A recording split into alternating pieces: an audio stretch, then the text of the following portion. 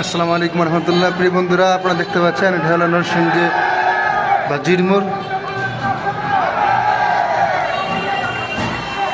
এখানে আমার ভাই কবরে উনি কেন বাইরে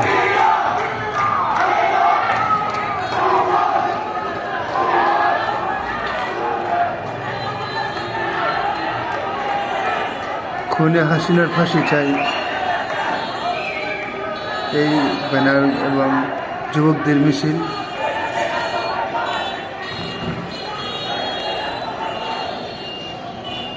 আওয়ামী লীগের বিরুদ্ধে একটি মিছিল চলছে।